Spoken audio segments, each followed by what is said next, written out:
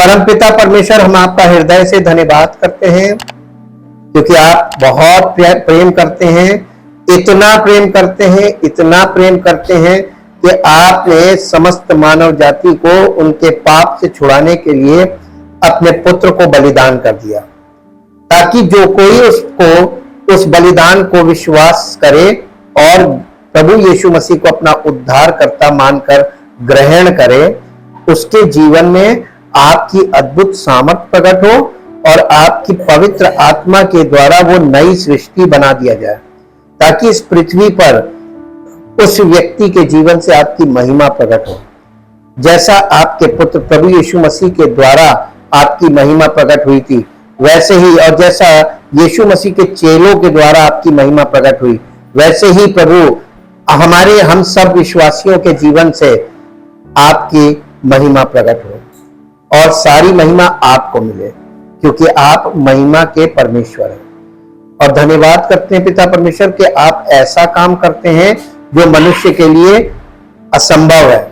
आप हमारे जीवन में उस असंभव कार्य को संभव करके अपनी महिमा करते हैं, इसके लिए हम आपका धन्यवाद करते हैं। सारी महिमा आपको देते हुए इस प्रार्थना को आपके इकलौते पुत्र प्रभु यीशु मसीह के नाम से मांगते हैं, आमीन। Praise the Lord. परमेश्वर का धन्यवाद हो आज के दिन के लिए और आज के पाठ के लिए। As a lamp you must receive in order to give. इसका मतलब हुआ कि दीपक के रूप में आपको देने के लिए प्राप्त करना होगा।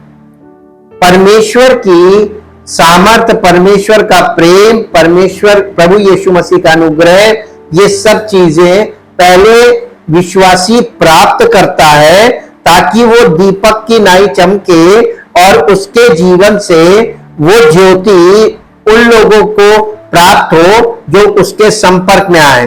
तो अगर कोई व्यक्ति आपके जीवन से उस ज्योति को प्राप्त करना चाहे, तो जब तक आपके जीवन में वो ज्योति होगी नहीं तो वो प्राप्त क्या करेगा। इसलिए आपको पहले प्राप्त करना है ताकि दूसरों तक वो चीज पहुंच सके। और ये तीसरा पॉइंट है, एक दीपक के रूप में अपने आप को देने के लिए प्राप्त करना होगा। यीशु ने पद 23 में कहा, 4 अध्याय मरकुस रचित सुसमाचार उसका 4 अध्याय उसका 23 पद हम पढ़ेंगे, थोड़ा ध्यान करेंगे इस पद में। यहां पर भी एक भेद छिपा हुआ है। यदि किसी के कान सुनने के कान हो, यदि किसी के सुनने के कान हो तो वह सुन ले।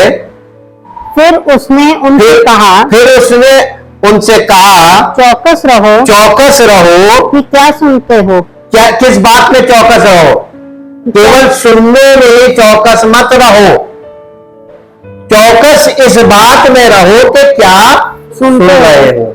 आज मसीही जीवन में कहने को तो लाखों करोड़ों लोग अपने आप को कह रहे हैं कि हम मसीही हैं, लेकिन वो क्या सुन रहे हैं और किस बात को वो सुनकर ग्रहण कर रहे हैं, उनके जीवन से अगर प्रभु की ज्योति प्रकट नहीं हो रही है, उनका जीवन जयवंत नहीं हो रहा है, पवित्र आत्मा की सामर्थ्य प्रकट नहीं हो रही है, परमेश्वर का प्रेम और प्रभु यीशु मसीह का अनुग्रह प्रकट नहीं हो रहा है, तो क्वेश्चन मार्क ये है कि वो सुनने में चौकस नहीं है।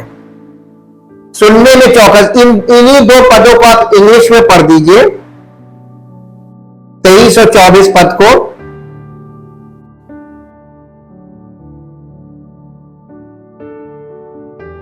If any man has ears to hear,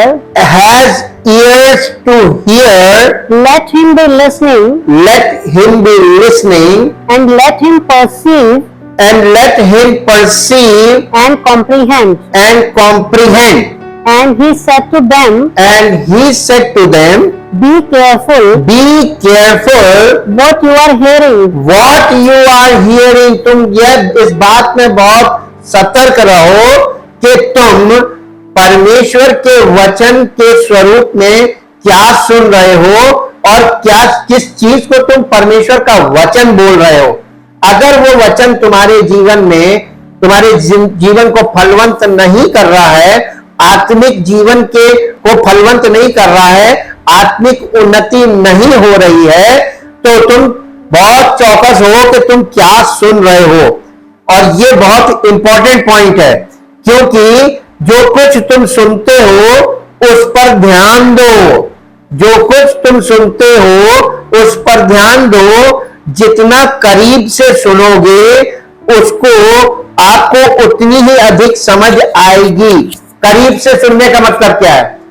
ध्यान लगा के सुनना, मन से सुनना, ताकि आपके अंदर समझ पैदा हो। कौन सी समझ? शारीरिक समझ नहीं, आत्मिक समझ। स्पिरिचुअल लाइफ के लिए अंडरस्टैंडिंग डेवलप होती है, ताकि आप इस आत्मिक जीवन में एक पायदान और ऊपर उठें। और आपको आपके पास जो समझ प्राप्त होती है ध्यान से और मन से सुनने से, उससे आपकी आत्मिक उन्नति होती है।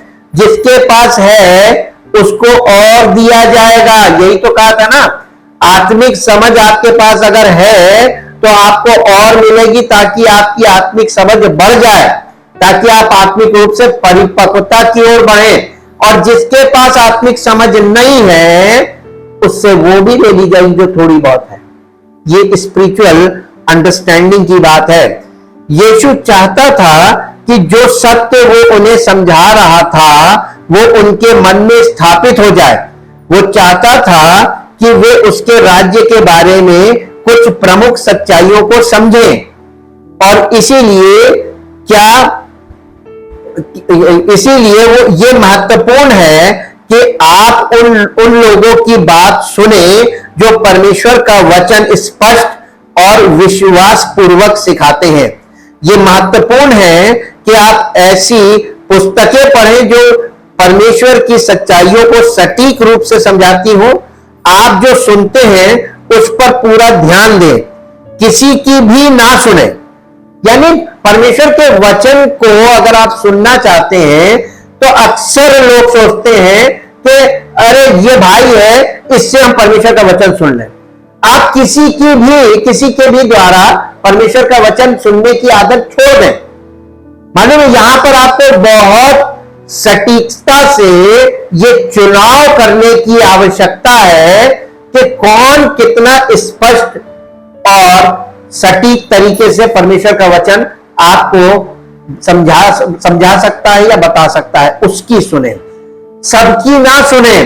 क्योंकि परमेश्वर के वचन के कारण आप बहुत सी गलत बातों में लिपट कर अपने उद्धार को खो देंगे और आत्मिक उन्नति से बहुत दूर चले जाएंगे। कि ये सुनना बहुत महत्वपूर्ण क्रिया है, और खास तौर से परमेश्वर के वचन को सुनना बहुत महत्वपूर्ण काम है। और ये एक जिम्मेदारी का काम है, इसे जिम्मेदारी से आपको पूरा करना है। विश्वास पूर्वक सिखाते हैं। ये महत्वपूर्ण है कि आप ऐसी किताब, ये तो हो गया, किसी की भी ना सुने, इसके बारे में निश्चिंत रहे। एक अच्छा बाइबल शिक्षण की कलीसिया को पकड़े, ऐसी कलीसिया जहां पे बाइबल स्टडी बहुत जबरदस्त होती हो, ऐसी कलीसिया को ढूंढें। आपको दुर्लभ होगा ऐसी कलीसिया ढूंढ कर पाना, क्योंकि आज के जमाने में स्टडी और सटीक स्टडी वाली बाइबल स्टडी वाली कलीसिया बहुत दुर्लभ हो गई है। क्योंकि आज ये आउट ऑफ प्रैक्टिस हो गया है। बाइबल स्टडी आजकल आउट ऑफ प्रैक्टिस है। आजकल लोगों को प्रैक्टिस कराई जाती, प्रार्थना करो, आराधना करो, लेकिन बाइबल स्टडी की प्रैक्टिस आउटडेटेड हो गई, आउट ऑफ प्रैक्टिस है। इसीलिए हमको ये चीज बहुत आवश्यक है कि परमेश्वर के वचन की समझ हर विश्वासी के अंदर परिपक्वता के साथ हो। और इसीलिए ऐसी कलीसिया को खोजें जहां पर बहुत अच्छी तरीके से, गहराई के साथ, गंभीरता के साथ बाइबल स्टडी होती हो, जो आपको ईश्वर की सच्चाई को समझने में मदद करे। एक समूह या बाइबल अध्ययन से जुड़े जहां आप दूसरों के साथ परमेश्वर के वचन पर चर्चा कर सकते हैं। अच्छी मसीही पुस्तकें पढ़ें, परमेश्वर का वचन सिखाने वाले अन्य लोगों के जो पॉडकास्ट होते हैं, उनके वीडियोस होते हैं, उनको सुने, बाइबल पढ़ें। जब आप ये सभी अद्भुत चीजें करते हैं तो आप जो सुनते हैं उस पर पूरा ध्यान दें। आप बहुत ज्यादा लोगों को ना सुने, लेकिन जो कुछ भी आप सुनते हैं उसको इतनी सटीकता के साथ सुने कि वो विषय आपके मन में स्पष्ट हो जाए। जैसे जैसे आप परमेश्वर का वचन सुनते हैं, विस्तृत रूप से उन्मुख होते जाते हैं। परमेश्वर के वचन पर ध्यान से ध्यान दो। यीशु मसीह ने क्या कहा था? क्या सुनते हो? ध्यान दो, ध्यान से ध्यान दो। यानी इतने ध्यान से सुनो कि क्या कहा जा रहा है, ताकि उस पर मनन कर सको। यीशु ये भी कहते हैं कि आप कैसे सुनते हैं, इस पर ध्यान दो। यानी आप सुनते हैं ध्यान से, ये एक बात हो गई, लेकिन आप ध्यान से क्या सुनते हैं ये दूसरी बात है। मुद्दा भी बहुत इंपॉर्टेंट होता है कि आप किस मुद्दे पर ध्यान दे रहे हैं, आपने किस मुद्दे पे ध्यान दिया। जब लूका रचित सुसमाचार में हमें दीपक के दृष्टांत के बारे में बताया जाता है, तो वहां पर ये यीशु ने कहा, ध्यान दो कि तुम कैसे सुनते हो। लूका रचित सुसमाचार उसका 8 अध्याय का 18 पद पढ़ें। लूका रचित सुसमाचार उसका 8 अध्याय का 18 पद। इसलिए चौकस रहो, इसलिए चौकस रहो कि तुम किस रीति से सुनते हो, कि तुम किस रीति से क्या सुनते हो, किसकी सुनते हो, किस रीति से सुनते हो। ये 3 महत्वपूर्ण विषय है सुनने के बारे में। इसको इंग्लिश में पढ़ दीजिए। अब ये पूरा नहीं हुआ जी। क्योंकि जिसके पास है उसे दिया जाएगा, और जिसके पास नहीं है उससे वह भी ले लिया जाएगा, जिसे वो अपना समझता है। क्या चीज है जो ले ली जाएगी? जिसके पास है उससे ले लिया जाएगा, और जिसके पास है उसे दे दिया जाएगा। तो किसके पास है? आज परमेश्वर के वचन का सत्य लगभग सबके पास है।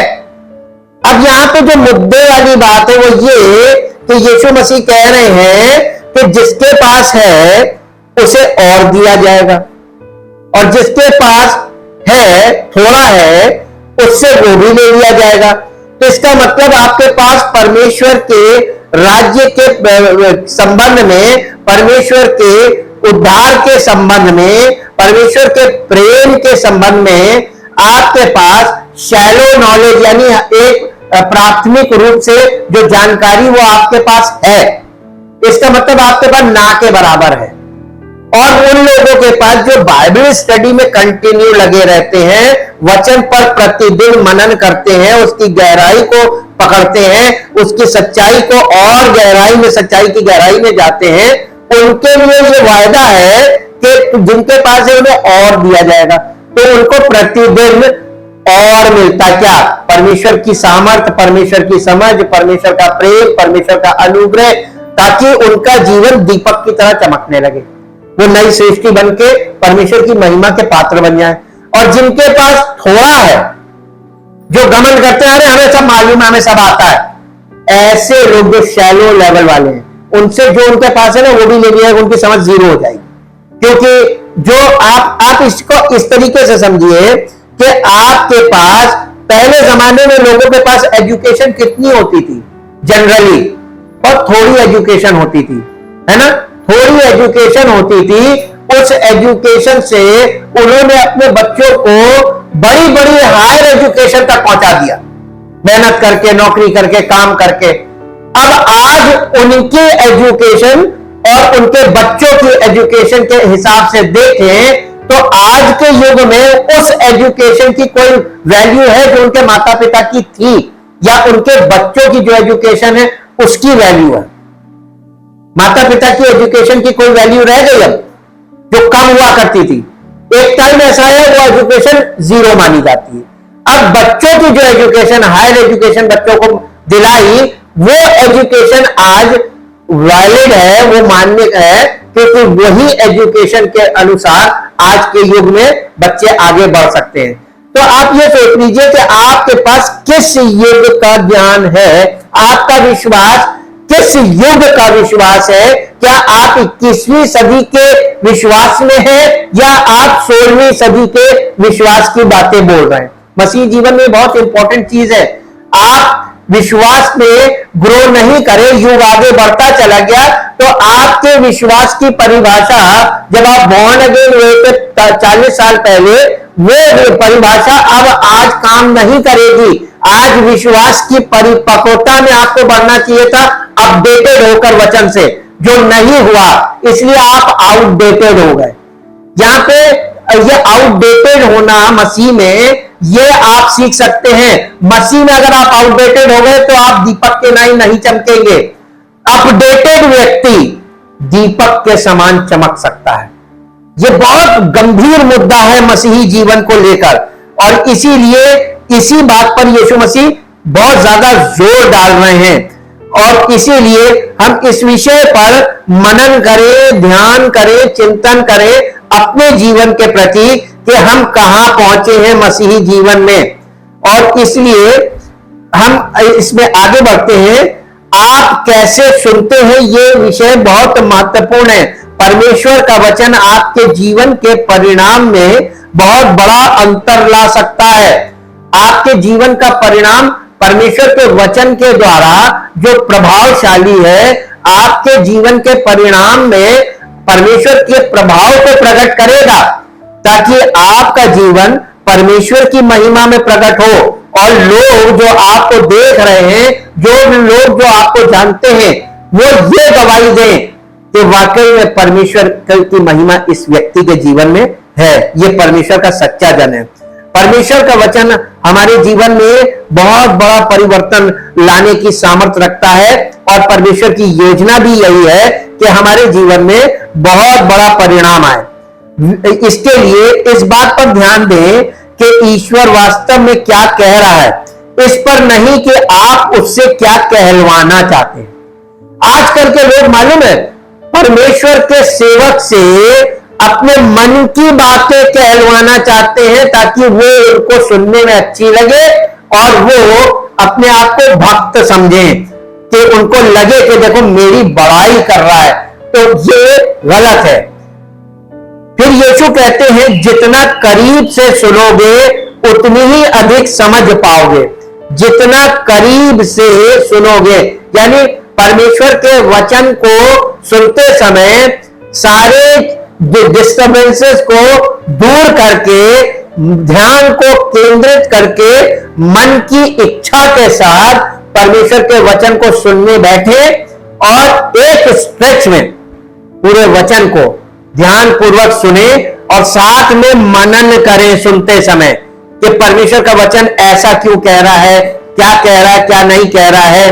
हाँ, और इसलिए कि क्योंकि और भी अधिक प्राप्त करोगे, जितना अधिक समझ पाओगे परमेश्वर के वचन को। हमने आपको बताया ना, एक वर्ष में, बाइबल के एक वर्ष में या एक पद में, एक पद के अंदर आपको लगता है एक ही बात बोली जा रही है। जी नहीं, परमेश्वर के वचन में एक पद में ढेर सारे एप्लीकेशन होते हैं, और आपने पता नहीं कौन सा एप्लीकेशन आज पकड़ा और पता नहीं कौन सा एप्लीकेशन अगली बार पकड़ेंगे। तो हर बार वही एक पद आपको एक नए डायमेंशन में लेके जाता है, जिसे डायमेंशन को हिंदी में नए आयाम में लेके जाता है, नए लेवल पर लेके जाता है आत्मिक जीवन में। परमेश्वर के दीपक के रूप में आपको कुछ तेल प्राप्त करना होगा, ताकि आप उज्जवल रूप से जलते रह सके। तेल क्या है मालूम? ईंधन। काहे का? दीपक का। ये ईंधन आपको कहां से मिलेगा? डिवाइन लाइट के लिए ईंधन चाहिए, वो भी डिवाइन ईंधन चाहिए। अगर आपके जीवन में डिवाइन लाइट जलेगी तो उसके लिए सोर्स भी डिवाइन ही तो चाहिए ना। मेरे साथ एक पद निकाल के पढ़ें ताकि आपको पता चले कि डिवाइन लाइट के लिए डिवाइन ईंधन का भी इंतजाम यीशु मसीह ने किया था जब वो आया था। यूहन्ना रचित सुसमाचार उसका 4 अध्याय, यूहन्ना रचित सुसमाचार उसका 4 अध्याय और उसका 14 पद पढ़िए, 13-14 पद पढ़ दीजिए। यीशु ने उसको उत्तर दिया, किसको? सामरी स्त्री को उत्तर दिया, जो कोई ये जल पिएगा, कुएं का जल, वो फिर प्यासा होगा। फिजिकल जल की बात कर रहा है जी। परंतु जो कोई उस जल में से पिएगा, जो मैं उसे दूंगा, यानी यीशु मसीह उसे देगा। वो जल केवल यीशु मसीह दे सकता है और वो जल केवल यीशु मसीह से ही आपको प्राप्त होगा। इसलिए यीशु मसीह कह रहा है, जो जल मैं उसे दूंगा वो फिर अनंत काल तक प्यासा न होगा, कभी प्यासा नहीं होगा। आत्मिक जीवन में वो कभी भी आत्मिक जल से, यानी आत्मिक जीवन के लिए कभी भी डिप्राइव नहीं होगा। वरन जो जल मैं उसे दूंगा, वह उसमें, किसमें? पीने वाले में या प्राप्त करने वाले में एक सोता बन जाएगा, जो अनंत जीवन के लिए उमड़ता रहेगा। ये जल क्या है? जो अनंत जीवन के लिए उमड़ता रहेगा, जिसे केवल यीशु मसीह दे सकता है। इसी के साथ साथ एक पद और निकालिए ताकि आपको ये विषय कंप्लीट हो जाए कि यीशु मसीह किस विषय में बात कर रहा है। इसी का 7 अध्याय निकालिए, यूहन्ना रचित सुसमाचार 7 अध्याय, उसका 37 और 38 पद पढ़ दीजिए और 39 3 पद पढ़ दीजिए। पर्व के अंतिम दिन, जो मुख्य दिन है, यीशु खड़ा हुआ और पुकार कर कहा, यदि कोई प्यासा हो तो मेरे पास आए और पिए। देखिए, यीशु मसीह के पास आके यीशु मसीह पिलाएगा नहीं, आपको स्वेच्छा से आना है और स्वेच्छा से पीना है जी। जो मुझ पर विश्वास करेगा और जैसा पवित्र शास्त्र में आया है, उसके हृदय में से जीवन के जल की नदियां बह निकलेंगी।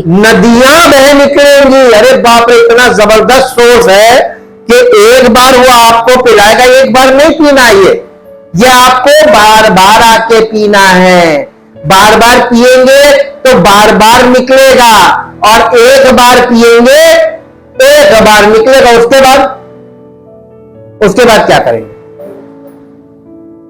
आपको मालूम है, बोरिंग भी कुछ समय बाद फेल हो जाती। मालूम क्यों? सोता सूख जाता। कुएं भी सूख जाते थे क्योंकि उनमें सोते में पानी आना बंद हो जाता था। तो ये जीवन को दिखाता है। जल जो है वो जीवन का प्रतीक है। आत्मिक जीवन का प्रतीक वो जल जो यीशु मसीह हमें दे रहा है। तो आत्मिक जीवन, अगर आप लगातार बाइबल स्टडी में और संडे परमेश्वर के भवन में परमेश्वर की उपस्थिति में हाजिर होते रहेंगे, आप आत्मिक तौर पर जीवन प्राप्त करते और जीवन में उन्नति प्राप्त करते, आत्मिक जीवन में उन्नति प्राप्त करते और आत्मिक जीवन में विकसित होते चले जाएंगे। लेकिन अगर आप एक बार आए और फिर काफी दिन बाद फिर एक बार आए, इस तरीके से करेंगे तो आपको आत्मिक, आप सांसें कितनी जल्दी जल्दी, यानी कंटिन्यूअसली एक मोमेंटम होता है ना, उसमें आप सांस लेते हैं, एक बार फिर लेते फिर छोड़ते, फिर लेते फिर छोड़ते। सांस को बहुत लंबे समय तक रोक के और फिर लिया जा सकता है। ऐसे ही जीवन की लय तोड़ी नहीं जाती है, लेकिन कैसे समझाएं, किसको समझाएं?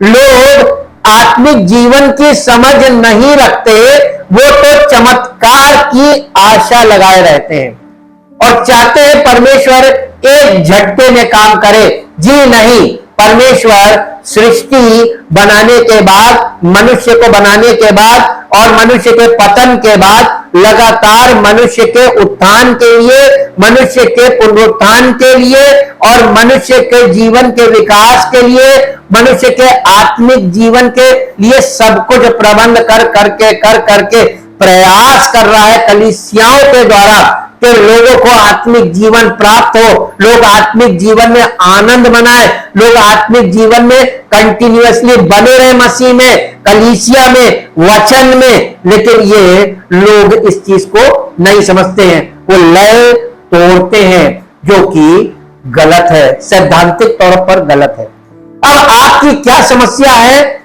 इससे हमें मतलब नहीं। जीवन के लिए समस्याओं में भी आप सांस लेना नहीं छोड़ते। आपकी कैसी भी समस्या हो आप सांस तो लेते ही लेते हैं, और जीवन के लिए भोजन और जल लगातार लेते हैं हर परिस्थिति में, चाहे कितनी समस्या हो। तो आपकी कितनी भी समस्या है फिर भी आप सबसे पहले अपने शारीरिक जीवन की लय नहीं तोड़ते, लेकिन आत्मिक जीवन की लय को फटाक से तोड़ देते। वहां पे आप तुरंत गैप मारते हैं। ये बुद्धि की बात है, जो समझ पाए वो समझे, ताकि आपका आत्मिक जीवन का विकास हो, आत्मिक रूप से आप परिपक्व हो। ये परिपक्वता आएगी नहीं। आगे पढ़िए। उसने ये वचन यीशु मसीह ने ये वचन पवित्र आत्मा के विषय में कहा था, जिसे उस पर विश्वास करने वाले पाने पर थे। क्योंकि आत्मा अब तक न उतरा था, पवित्र आत्मा अब तक ना उतरा था, क्योंकि यीशु अब तक अपनी महिमा को ना पहुंचा था। यीशु मसीह महिमा में नहीं पहुंचा था। देखिए, जब यीशु मसीह महिमा सहित बादलों पे उठाया गया, तो वहां पे जाने के बाद 50वें दिन, 40वें दिन उसका स्वर्गारोहण हुआ, 50वें 10 दिन बाद यीशु मसीह ने पिता से विनती की, उसने पवित्र आत्मा को उंडेल दिया और चेलों को निर्देश देकर गया था ठहरे रहना, और चेले ठहरे रहे और उसने वायदे के अनुसार उनको पवित्र आत्मा की सामर्थ से परिपूर्ण किया, ताकि यीशु मसीह के चेले जलता हुआ दीपक बनके यीशु मसीह की महिमा को और उसके स्वभाव को प्रकट करने वाले हों। जैसा कि वचन में वर्णन किया गया वैसा ही हुआ। उसके बाद यीशु मसीह के जो चेले थे, उनके चेले अर्ली चर्च फादर कहलाए। लेकिन उसके बाद तीसरी और चौथी पीढ़ी वाले जो मसीही चेले थे, उनके विषय में बहुत ज्यादा इतिहास में देखने को नहीं मिलता है, क्योंकि वहां से कलीसिया में गड़बड़ी शुरू हो गई थी और कई प्रकार की शिक्षाएं कलीसिया में आ गई, और वहां से आज जो स्वरूप आपको देखने को मिल रहा है वो सच्ची कलीसिया, यीशु मसीह की कलीसिया का ये सच्चा स्वरूप नहीं है। और इसका सच्चा स्वरूप आप बन सकते हैं, मसीह के सच्चे चेले।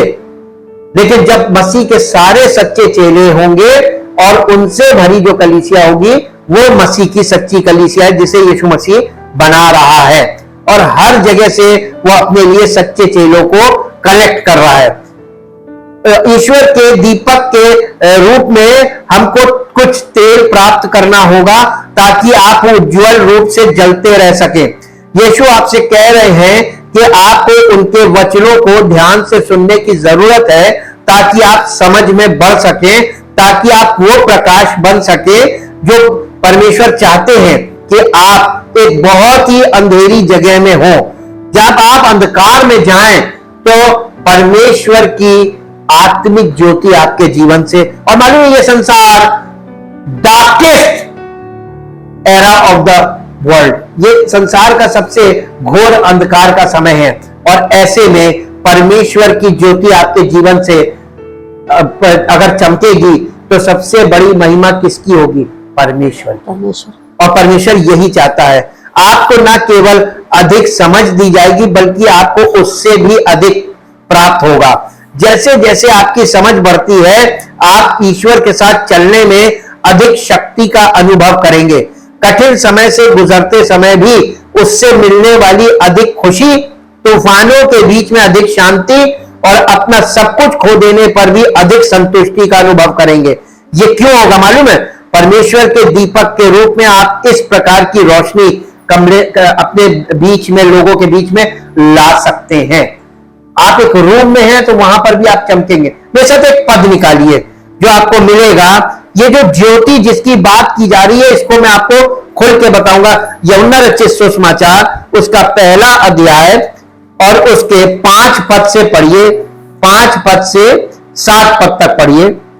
ज्योति अंधकार में चमकती है ज्योति अंधकार में चमकती है और अंधकार ने उसे ग्रहण न किया। नहीं, 5वें पद से पढ़ना था ना। वही है। हाँ, जो सुसमाचार पहला यूहन्ना पहला अध्याय। अच्छा, पहला यूहन्ना। हाँ, पहला यूहन्ना पहला अध्याय 5 पद से। जो समाचार हमने उससे सुना और तुम्हें सुनाते हैं वो ये है देखिए सुसमाचार ये है कि परमेश्वर ज्योति है। ये है सुसमाचार, परमेश्वर ज्योति है और उसमें कुछ भी अंधकार नहीं। यदि हम कहें या हम दावा करें कि उसके साथ यानी यीशु मसीह के साथ हमारी सहभागिता फेलोशिप होती है और फिर अंधकार में चले तो हम झूठे हैं। अब आप इससे अपने आप को परखिए कि अगर आप ये कह रहे हैं हम मसीही हैं, मसीही विश्वासी हैं और आपका जीवन अंधकार में आप जी रहे हैं, आप मसीही जीवन नहीं जी रहे, तो आप झूठे हैं जी। और सत्य पर नहीं चलते पर यदि जैसे वो ज्योति में है कौन? यीशु मसीह। वैसे ही हम भी ज्योति में चले तो एक दूसरे से सहभागिता रखते हैं और उसके पुत्र यीशु का लहू हमें सब पापों से शुद्ध करता है। कब? जब हम उसके साथ सहभागिता रखते हैं लगातार। ये कहाँ होता? कलीसिया में जब आप कंटिन्यूअसली रेगुलरली आप हाजिर होकर फिजिकल प्रेजेंस के साथ परमेश्वर के पुत्र प्रभु यीशु मसीह की सहभागिता में आते हैं तो वो ज्योति आपको प्राप्त होती है और आपके जीवन से आपके पापों की क्षमा, जितनी बार आप आते हैं आपको पापों की क्षमा प्राप्त होती है और उतनी बार आपको ज्योति प्राप्त होती है। अब आप इसको देखिए, एक दूसरे अध्याय में आइए, इसका 2 अध्याय और 2 अध्याय का 18 पद पढ़िए। 18 पद नहीं, 20 पद पढ़िए, बल्कि 18 पद से पढ़ दीजिए, 18 से 20। हे लड़कों, ये अंतिम समय है और जैसा तुमने सुना है कि मसीह का विरोधी आने वाला है, उसके अनुसार अब भी बहुत से मसीही विरोधी उठ खड़े हुए हैं। ये तुमको जानकारी हर सच्चे मसीह को मालूम होना चाहिए कि मसीह के विरोधी यानी झूठे मसीह शिक्षक, झूठे मसीह विश्वासी उठ खड़े हुए हैं। इससे हम जानते हैं कि यह अंतिम समय मालूम क्यों? क्योंकि मत्ती रचित सुसमाचार के 24 अध्याय में अंतिम दिनों के विषय में यीशु मसीह ने अपनी सेकंड कमिंग से पहले बताया था कि बहुतेरे झूठे मसीह, झूठे उपदेशक, झूठे प्रचारक उठ खड़े होंगे और बहुतों को भरमाएंगे और मसीहत जो है वो झूठी मसीहत, झूठे मसीह विश्वासियों में परिवर्तित हो जाएगी, जैसा कि आज स्पष्ट है। जी आगे। हाँ, ये अंतिम समय है। हाँ? वो निकले तो हम ही में से हैं। ये झूठे मसीह कहां से आए? ऊपर आसमान से नहीं टपके। ये कलीसियाओं में से जो लोग टूट के निकलते हैं, पर हम में के थे नहीं। वो लिखा है कि वो हम ही में से निकले, यानी कलीसिया में से निकले, लेकिन वो हम में के थे नहीं, इसीलिए निकल गए।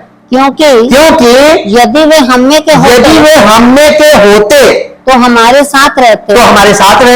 पर निकल इसलिए गए कि ये प्रकट हो कि वे सब हम में के नहीं है। जी, इसीलिए निकल गए। जी आगे। परंतु तुम्हारा तो उस पवित्र से अभिषेक हुआ है और तुम सब कुछ जानते हो। और देखिए, जिसका पवित्र अभिषेक हुआ है, पवित्र अभिषेक का मतलब समझते हैं? पवित्र आत्मा का अभिषेक। आज आप एक शब्द अपने दिमाग में बैठा लीजिए, अभिषेक, अनॉइंटिंग, क्योंकि नेक्स्ट पार्ट हमारा अनॉइंटिंग ही होगा। ये ज्योति और कुछ नहीं है, ये अनॉइंटिंग ही है। अनॉइंटिंग रिवील जब प्रकट होती है तो वो ज्योति जो प्रकट होती है वो अनॉइंटिंग के थ्रू होती है, अभिषेक के द्वारा। तुम्हारा तो उस पवित्र से अभिषेक हुआ है और तुम सब कुछ जानते हो।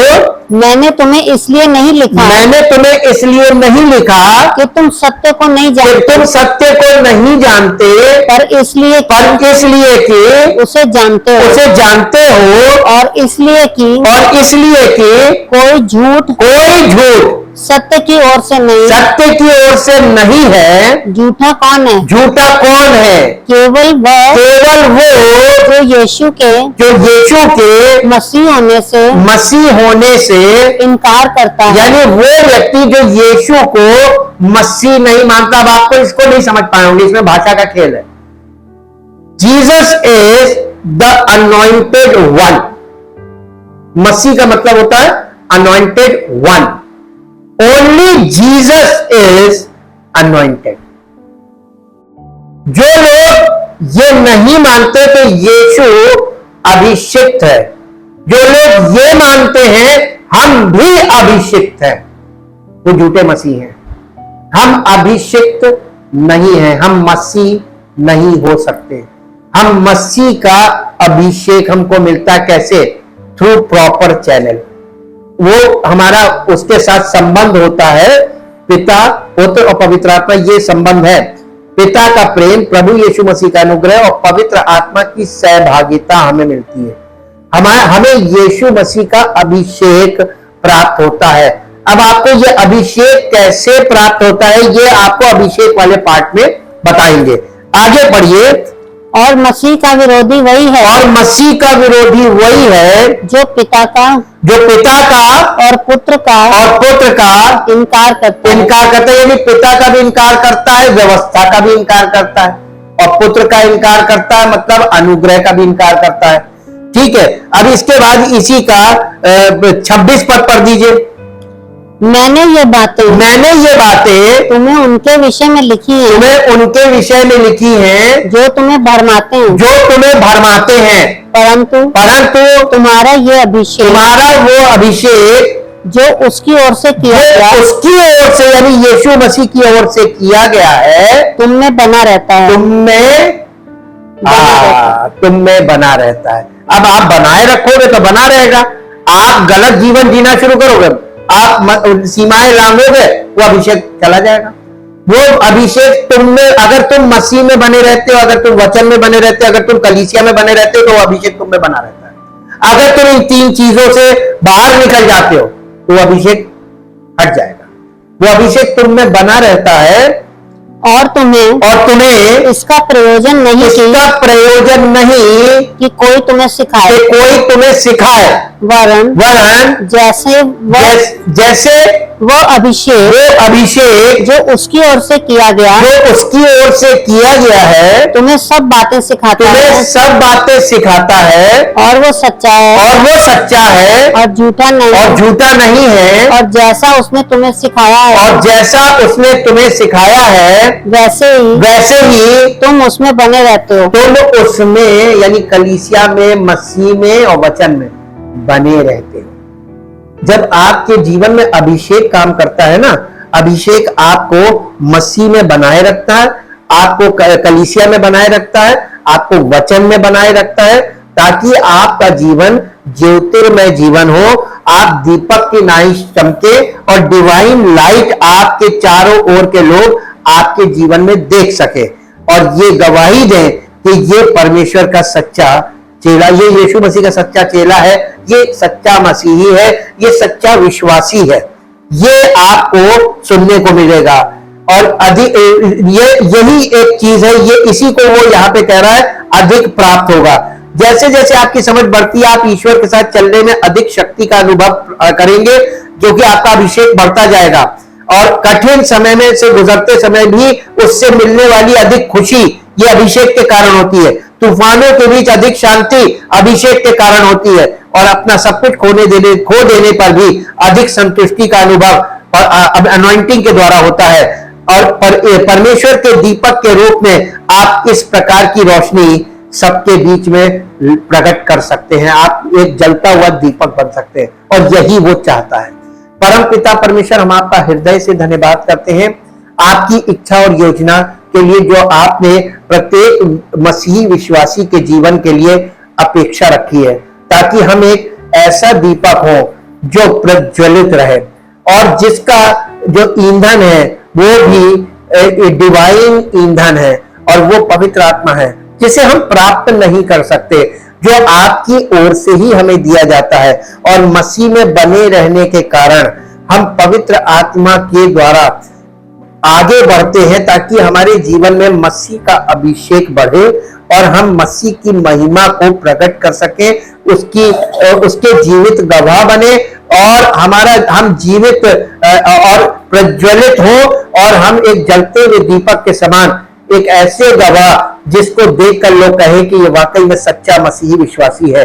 परमेश्वर की महिमा करें कि वाकई में परमेश्वर बहुत महान है, और उसकी योजना हमारे जीवन में सफल हो, और उसका नाम हमारे जीवन से महिमा पाए। ऐसा हो प्रभु।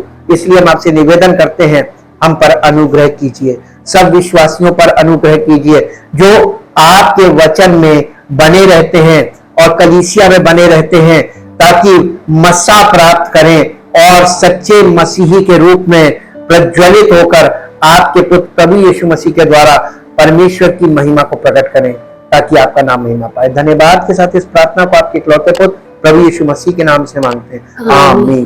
Praise the Lord. परमेश्वर आपको आशीष